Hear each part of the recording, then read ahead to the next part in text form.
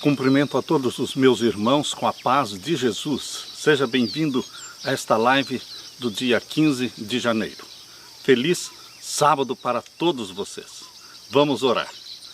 Pai querido que estás nos céus, na tua presença, nesta manhã de sábado, estamos te adorando, porque só o Senhor é Deus no céu e na terra. E é em nome de Jesus que nos introduzimos na tua presença, confiando unicamente nos méritos de Jesus. Pedimos que o Senhor derrame o Espírito Santo sobre mim e sobre os meus irmãos. Que ao abrirmos a tua palavra, o Senhor nos abençoe com uma compreensão clara e completa deste ministério maravilhoso do nosso Senhor Jesus Cristo no santuário celestial. Dá-nos a tua bênção, Pai amado, em nome de Jesus. Amém. Queridos, um feliz sábado para todos vocês. Deus colocou no nosso coração, Deus nos deu esta mensagem para o dia de hoje. Quem foi Melquisedeque? Você já ouviu falar de Melquisedeque? Você já leu na Bíblia? Melquisedeque surgiu assim num cenário bíblico de uma forma repentina. Exatamente quando Abraão estava voltando da batalha. Quando ele foi libertar o seu sobrinho e a família do sobrinho, que foram feitos cativos na batalha. Era a batalha de 5 reis contra 4 reis. Os reis de Sodoma, de Gomorra, de Adimá, de Zeboim, de Zoar, estes 5 reis batalharam contra 4 reis, o rei de Elão, rei de Goim, rei de Sinar e rei de Elazar. Isto está relatado ali em Gênesis capítulo 14. Os 5 reis de Sodoma batalharam contra os 4 outros reis e perderam a batalha. E em consequência disso, foram feitos muitos cativos, e entre os cativos de guerra foram também os familiares de Abraão, Ló e toda a sua família. E queridos, abra sua Bíblia e vamos ler aqui em Gênesis capítulo 14. Gênesis capítulo 14, versos 12 a 16. Aqui nós lemos. Também tomaram a Ló, que habitava em Sodoma, filho do irmão de Abraão, e a sua fazenda, e foram-se. Então veio um que escapara e contou a Abraão, o hebreu. Ele habitava junto dos carvalhais de Manre, o amorreu, irmão de Escol e irmão de Aner. Eles eram confederados de Abraão.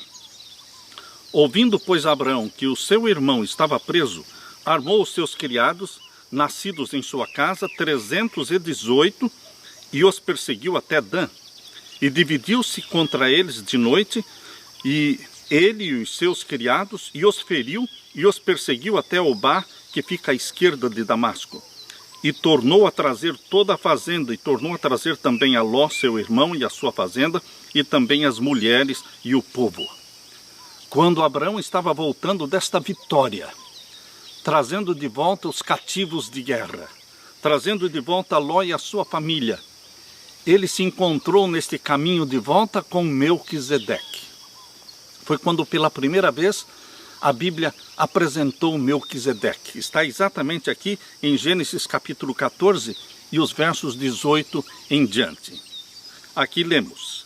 E Melquisedeque, rei de Salém, trouxe pão e vinho, e era este sacerdote do Deus Altíssimo. Melquisedeque veio encontrar Abraão, que estava voltando vitorioso. E trouxe para Abraão e os seus confederados, trouxe pão e vinho. E aqui diz, ele era sacerdote do Deus Altíssimo. E o verso 19, e abençoou-o, e disse, bendito seja Abraão do Deus Altíssimo, o possuidor dos céus e da terra. E bendito seja o Deus Altíssimo que entregou os teus inimigos nas tuas mãos e deu-lhe o dízimo de tudo. A Bíblia diz que Abraão devolveu o dízimo de tudo que ele tinha conquistado naquela batalha, entregou o dízimo para Melquisedeque porque ele era sacerdote do Deus Altíssimo. Quem era Melquisedeque? Sacerdote do Deus Altíssimo. Simplesmente assim, é assim que a Bíblia explica. E ele era rei de Salém. Aqui menciona no capítulo 14, verso 18, Melquisedeque, rei de Salém. Salém é o antigo nome da cidade de Jerusalém. Queridos, Melquisedeque era um rei conhecido de uma cidade conhecida. Pelo que você lê aqui, tudo indica que Abraão já conhecia Melquisedeque, porque Abraão não se espantou quando Melquisedeque veio ao encontro dele trazendo pão e vinho. Tudo dá a entender que eles já se conheciam. E Abraão entregou para ele o dízimo de tudo. Queridos, obviamente não foi a primeira vez que Abraão devolveu o dízimo e nem a última vez. Essa era uma prática na vida de Abraão e também de Jacó e de todos os filhos fiéis a Deus. Existe esta prática, este princípio de devolver a Deus o santo dízimo. Quem era Melquisedeque? Quando eu estudava teologia, ali em São Paulo, um dos professores falou sobre Melquisedeque na sala de aula, mas não explicou quem era Melquisedeque. E então, quando terminou a aula, o professor saiu e eu saí atrás do professor. E o professor ia caminhando na frente e eu ia atrás dizendo: professor, por favor, me diga quem era Melquisedeque. O senhor não explicou. Ele disse: eu não vou dizer quem eu penso que era Melquisedeque, porque você não vai acreditar. E continuou caminhando. E eu fui atrás dele, dizendo: mas professor, por favor, me diga quem o senhor acha que era Melquisedeque. E o professor parou e disse: pois bem, eu vou falar para você. Para mim, Melquisedeque era o Espírito Santo. E eu disse: não é possível? E ele disse: eu não falei para você que você não ia acreditar? Mas para mim era o Espírito Santo. Queridos, quem era Melquisedeque? Para o meu professor, era o Espírito Santo. Para Orígenes, um outro estudioso da Bíblia, era um anjo. E para Calmet, era Enoque. E para Jerônimo e para Lutero, estudiosos da Bíblia, Melquisedeque era Sem, um dos descendentes de Noé. E para Epifânio era o Espírito Santo.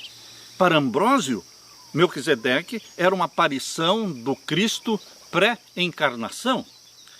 Todas estas sugestões, meus queridos, não passam de especulações. Nós precisamos deixar que a Bíblia explique a Bíblia. O nome Melquisedeque aparece 10 vezes na Bíblia. Melquisedeque quer dizer rei de justiça. Rei de justiça. E é rei de paz, porque Salém quer dizer paz. Ele era rei de Salém, rei de paz, rei de justiça. Melquisedeque é mencionado na Bíblia esse nome 10 vezes, sendo 2 vezes no Antigo Testamento e 8 vezes no Novo Testamento. Vamos ver primeiramente aqui no Antigo Testamento, quando aparece pela primeira vez o nome de Melquisedeque em Gênesis capítulo 14, verso 18, que nós já lemos. E Melquisedeque, rei de Salém, que quer dizer paz, trouxe pão e vinho e era sacerdote do Deus Altíssimo. Simples assim, um rei conhecido de uma cidade conhecida. E agora abra sua Bíblia também em Salmo 110. Salmo 110, vamos ver então o verso 4. Este Salmo 110, todinho é um salmo messiânico. O que é um salmo messiânico? É um salmo profético, que apontava para o Messias, para a função, para a vida e obra do Messias, Jesus Cristo. Portanto, queridos, este salmo de Davi, Salmo 110, começa falando: disse o Senhor ao meu Senhor, assenta-te à minha mão direita até que ponha os teus inimigos por escabelo dos teus pés. Este verso é usado no Novo Testamento, aplicando-o para Jesus Cristo. E aqui diz, no verso 4, jurou o Senhor e não se arrependerá. Tu és um sacerdote eterno segundo a ordem de Melquisedeque. É uma profecia messiânica apontando para Jesus, que seria sacerdote eterno. Lembra-se que o sacerdócio de Arão, da tribo de Levi, não era eterno. Era um sacerdócio temporário, assim como o santuário da terra era temporário. O santuário da terra, que iniciou ali no Monte Sinai, com a construção do tabernáculo, ele durou até Cristo morrer na cruz do Calvário. E aí acabou também o sacerdócio terrestre de Arão ou da tribo de Levi. Mas o sacerdócio do nosso Senhor Jesus Cristo, que foi profetizado aqui em Salmo 110, e no verso 4 diz que seria um sacerdócio eterno. Jurou o Senhor e não se arrependerá, tu és um sacerdote eterno, segundo a ordem de Melquisedeque. Queridos, esta é uma profecia messiânica. A Bíblia mostra que Deus trabalha com tipologias. No santuário terrestre, tudo era uma tipologia, uma ilustração do santuário celestial. Deus trabalha assim, levando você do conhecido para o desconhecido. O conhecido era o santuário da terra, com o pátio, com o lugar santo, com o lugar santíssimo. No pátio existia o altar de sacrifício, a pia que o sacerdote se lavava, se banhava antes de entrar no lugar santo. No lugar santo tinha o candeeiro com 7 lâmpadas, tinha a mesa com 12 pães e também tinha o altar de incenso, onde era queimado o incenso. E aí vinha um véu que separava o lugar santo do santíssimo. E ali no santíssimo existia a arca do concerto com os 10 mandamentos. Queridos, tudo era um tipo, era uma tipologia, era uma ilustração do santuário celestial. Queridos, Jesus Cristo estava ali representado no santuário da terra pelo cordeiro que morria cada dia, às 9 da manhã, às 3 da tarde, o sacrifício contínuo. E também cada cordeirinho que os pecadores traziam representava Jesus Cristo. Arão e os seus filhos, os sacerdotes, representavam Jesus como sacerdote. O candeeiro com 7 lâmpadas representava Jesus, a luz do mundo. E também os pães que estavam ali representam Jesus como o pão da vida. O incenso que era queimado no altar de incenso, no lugar santo, representa os méritos de Jesus Cristo. E, queridos, o véu que separava o lugar santo do Santíssimo representava, então, a carne do nosso Senhor Jesus Cristo, que foi rasgada na cruz do Calvário. Por isso, quando Jesus morreu na cruz do Calvário, o véu do templo se rasgou de cima a embaixo, porque ali estava se cumprindo. A carne do nosso Senhor Jesus foi rasgada, deixando aberto o caminho entre o Santo e o Santíssimo. Agora o caminho estava aberto. O acesso ao Pai agora era livre e direto através da carne dilacerada do nosso Senhor Jesus Cristo. Através de Jesus Cristo você tem acesso ao trono do Pai. No lugar santíssimo estava a arca do concerto com os 10 mandamentos, que representa o trono de Deus, porque os 10 mandamentos representam a perfeição do caráter de Deus, é um reflexo do caráter de Deus. Por isso, queridos, o santuário da terra era uma tipologia, era uma ilustração do santuário celestial. Tudo era símbolo de Jesus Cristo. Porém, queridos, embora Arão representasse Jesus como sacerdote, não poderia Arão representar Jesus como rei, porque Arão não era rei. E Jesus não seria somente sacerdote, Jesus seria também rei. Por isso Jesus é chamado o Rei dos Reis. Jesus Cristo tem as duas funções de Rei dos Reis e sacerdote. Por isso, meus queridos, Deus escolheu Melquisedeque no Antigo Testamento para representar Jesus como rei e sacerdote ao mesmo tempo. Igreja e Estado juntos. Rei e sacerdote significa que a igreja e o Estado estavam unidos. Numa só função, numa só pessoa. Melquisedeque era rei de uma cidade conhecida, cidade de Salém, mas ele era sacerdote também do Deus Altíssimo. Uma representação, uma ilustração daquilo que Jesus Cristo seria. Conforme Gênesis capítulo 14, versos 18 a 20, Melquisedeque apareceu diante de Abraão quando ele voltava da batalha. Você, quando lê no livro Mensagens Escolhidas, volume 1, página 409, ali Ellen White fala de Melquisedeque. Fala, Melquisedeque não era Cristo. Melquisedeque não era Cristo, mas era a voz de Deus no mundo. Ou seja, Melquisedeque era um representante de Deus no mundo. Não era Cristo, mas representava Cristo como rei e como sacerdote. Melquisedeque viveu nos dias de Abraão, antes do nascimento de Isaque, antes do nascimento de Jacó, antes do nascimento dos 12 filhos de Jacó. Portanto, quando Melquisedeque viveu no tempo de Abraão, ainda não existia Levi, muito menos a tribo de Levi. Queridos, Melquisedeque representava Deus no mundo, antes do sacerdócio levítico.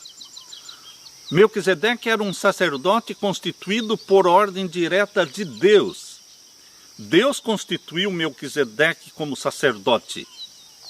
Ainda não existia genealogia sacerdotal. Ainda não existia a tribo de Levi. Ainda não existia o santuário da terra. Mas Deus escolheu Melquisedeque para ser rei e sacerdote. Abra sua Bíblia agora no Novo Testamento, em Hebreus capítulo 7. As 8 vezes em que aparece a palavra e o nome Melquisedeque, elas estão aqui em Hebreus. É o apóstolo Paulo que escreveu aos Hebreus. E nós lemos aqui Hebreus capítulo 7. Abra sua Bíblia, vamos ler os versos 1 até o verso 3. Porque este Melquisedeque, que era rei de Salém, sacerdote do Deus Altíssimo, e que saiu ao encontro de Abraão, quando ele regressava da matança dos reis, e o abençoou, a quem também Abraão deu o dízimo de tudo, e primeiramente é, por interpretação, rei de justiça. Melquisedeque quer dizer rei de justiça. Isto representa muito bem Jesus Cristo. É uma ilustração, é um tipo de Jesus Cristo que é o Senhor Justiça Nossa. Melquisedeque quer dizer rei de justiça. Depois também rei de Salém, que é rei de paz, porque Salém quer dizer paz. E agora diz o verso 3. Sem pai e sem mãe, sem genealogia, não tendo princípio de dias nem fim de vida, mas sendo feito semelhante ao Filho de Deus, permanece sacerdote para sempre. Melquisedeque era uma ilustração de Jesus Cristo sem genealogia sacerdotal.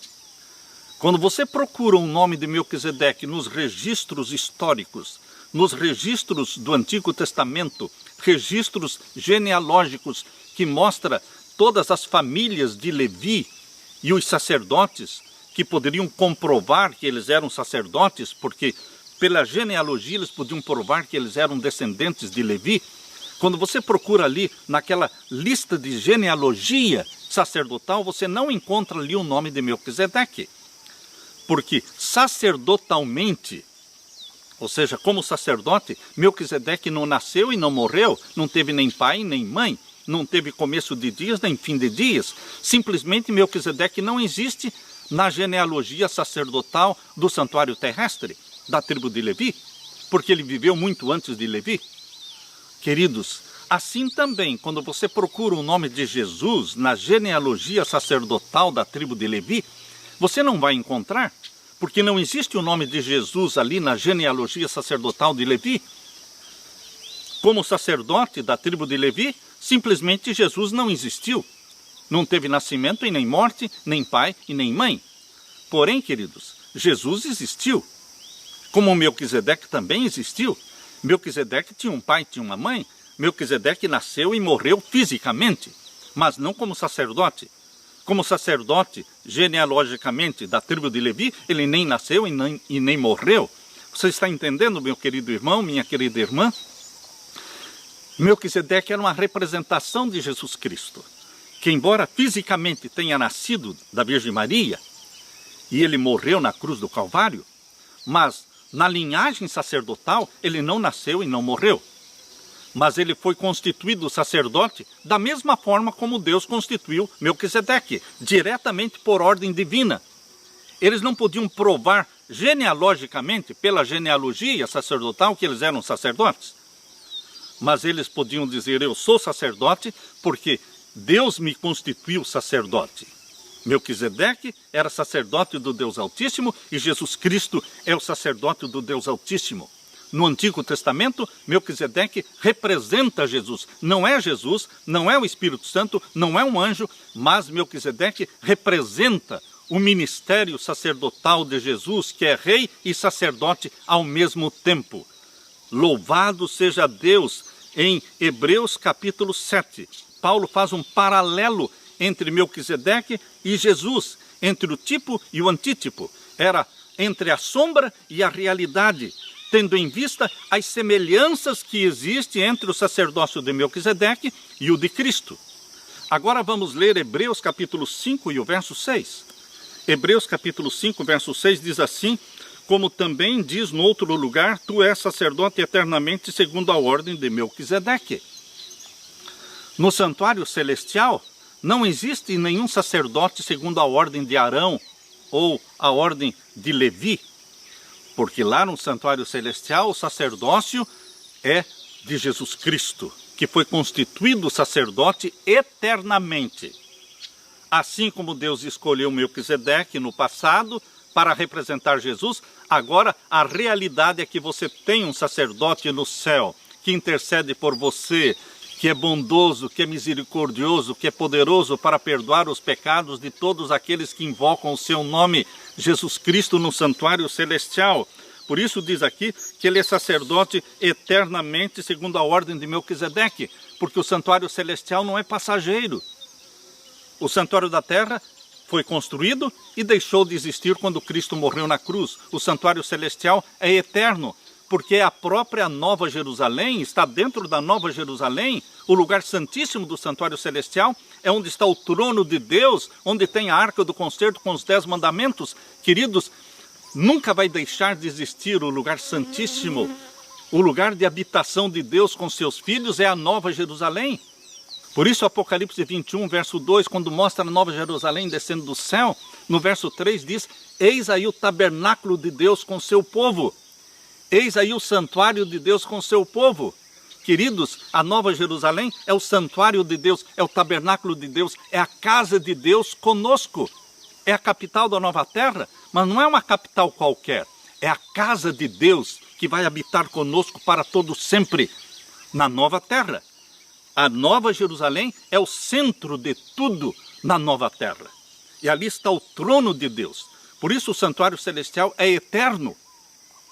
E eternamente Jesus será rei e sacerdote na nova terra, na Nova Jerusalém. Louvado seja Deus! Nós lemos também aqui em Hebreus capítulo 5 e o verso 10. Hebreus capítulo 5, verso 10. Chamado por Deus sumo sacerdote segundo a ordem de Melquisedeque. Ou seja, Paulo está explicando, Jesus não nasceu sacerdote, porque ele era da tribo de Judá, mas ele foi chamado para ser sacerdote e constituído sacerdote do mesmo modo como Deus fez com Melquisedeque. Queridos, Hebreus capítulo 7,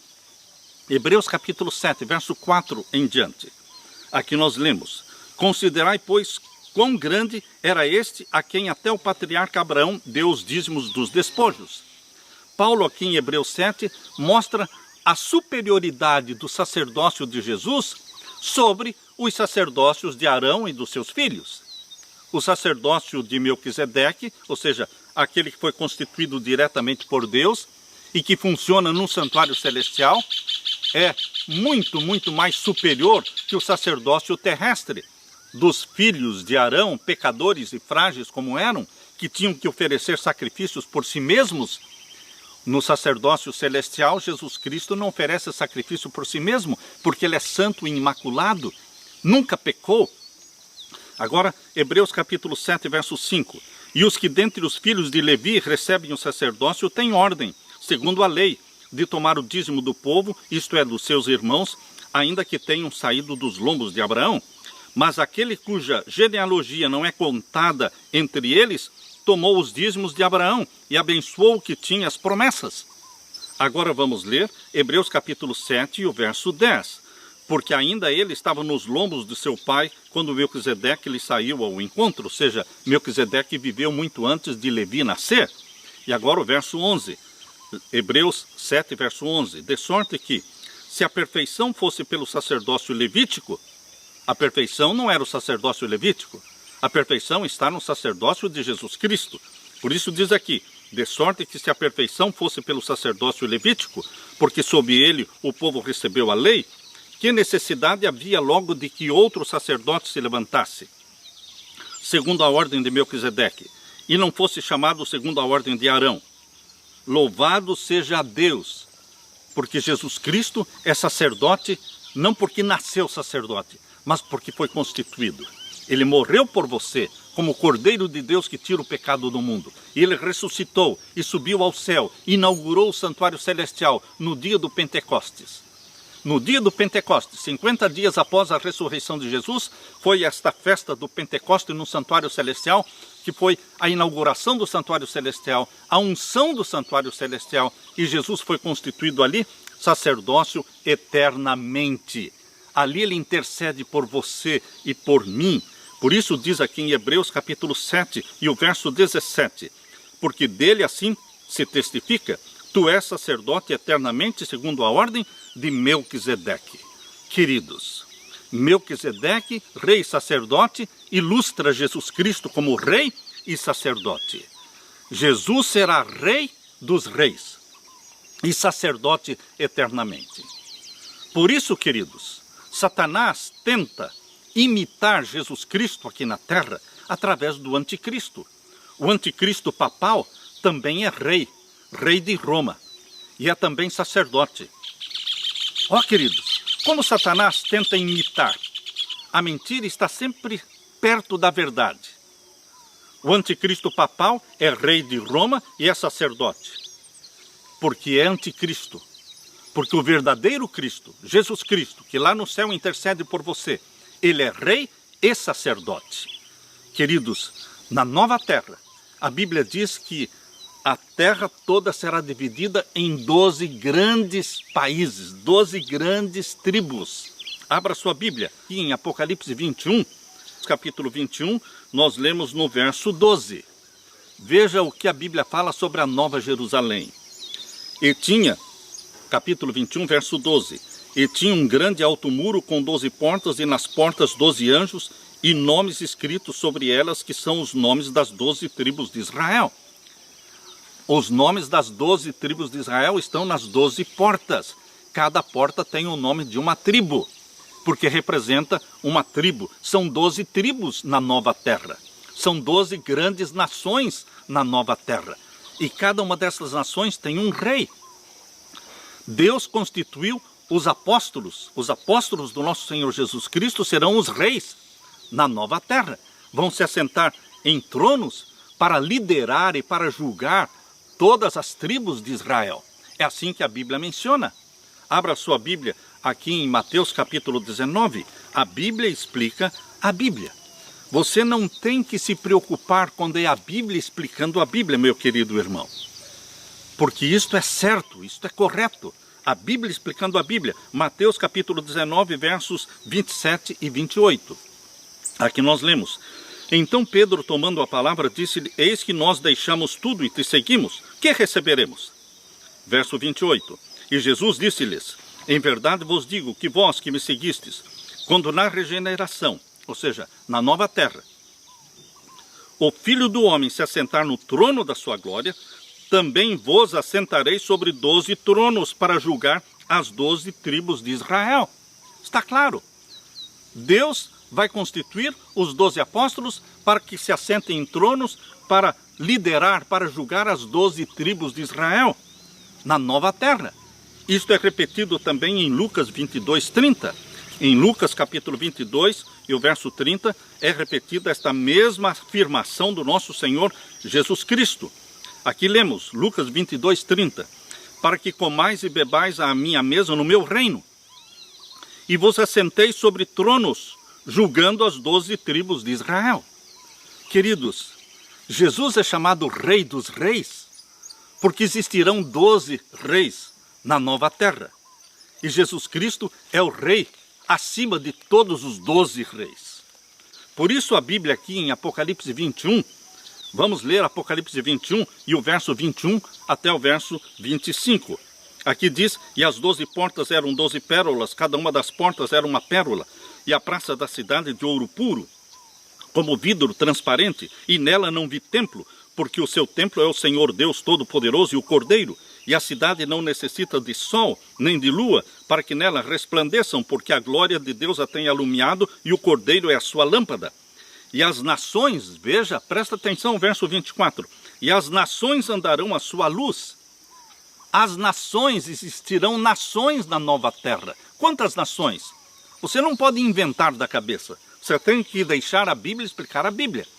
A Bíblia diz que existirão 12 tribos, com seus nomes nas 12 portas. Então são 12 grandes nações. com os nomes das 12 tribos. Por isso diz aqui, e as nações andarão à sua luz, e os reis da terra trarão para ela a sua glória e honra. Os reis da terra. Quantos reis? Você não pode inventar da sua cabeça. São 12 reis. Mas quem serão esses reis? Nós temos que deixar que a Bíblia explica. Jesus explicou. Em Mateus 19 e Lucas também, capítulo 22, nós já lemos. Os 12 apóstolos se assentarão em 12 tronos para julgar e para liderar as 12 tribos. Mas Jesus Cristo é o rei acima de todos os 12 reis. Por isso ele é chamado o rei dos reis. Aqui em Apocalipse 21, verso 24, lemos de novo. E as nações andarão à sua luz, e os reis da terra trarão para ela a sua glória e honra, e as suas portas não se fecharão de dia, porque ali não haverá noite, e a ela trarão a glória e honra das nações. Aleluia! Queridos, por isso aqui em Apocalipse capítulo 19, quando fala de Jesus Cristo, o nosso rei dos reis, aqui fala em Apocalipse 19, vamos ler então o verso 15 e 16. E da sua boca saiu uma grande espada, para ferir com ela as nações, e ele as regerá com vara de ferro. Ele mesmo é o que pisa o lagar do vinho, do furor da ira do Deus Todo-Poderoso. E no vestido e na sua coxa tem escrito este nome: Rei dos Reis e Senhor dos Senhores. Bendito seja Jesus Cristo, Rei dos Reis e Senhor dos Senhores. Esse é o título de Jesus Cristo. Ele é sacerdote e rei eternamente. Por isso lemos aqui em Apocalipse capítulo 17. Apocalipse 17, verso 14. Estes falando da besta, do anticristo papal, que vai batalhar contra o Cordeiro. Ele vai batalhar contra o Cordeiro, mas ele vai perder, porque Jesus Cristo é o grande vitorioso. Percebam aqui Apocalipse 17, verso 14. Estes combaterão contra o Cordeiro, e o Cordeiro os vencerá, aleluia, porque é o Senhor dos senhores, é o Rei dos reis. Vencerão os que estão com ele, chamados e eleitos e fiéis. Você e eu estamos com o Cordeiro, que é o grande vitorioso. Você e eu somos os chamados, eleitos e fiéis, comprados pelo sangue de Jesus Cristo. Nós fomos colocados no mundo como remanescente fiel de Deus, preparando um povo para a segunda vinda de Jesus. Você é eleito e fiel e você é vitorioso. E você vai viver eternamente com o Rei dos Reis, no novo céu e na nova terra. Que bendita promessa, que bendita esperança. Alegre-se, meu querido irmão. Nós sairemos vitoriosos nesta grande guerra, agora no tempo do fim. Perseguidos nós seremos, maltratados nós seremos, mas Deus nos protege, Deus nos ama como a menina dos seus olhos. E nós vamos ser vitoriosos, porque estamos com o grande vitorioso, Senhor dos senhores, Rei dos reis, Jesus Cristo, nosso Senhor. Aleluia, aleluia, aleluia. Deixo com você, meu querido irmão, a paz deste meu querido Jesus. Em nome dele que eu oro. Amém.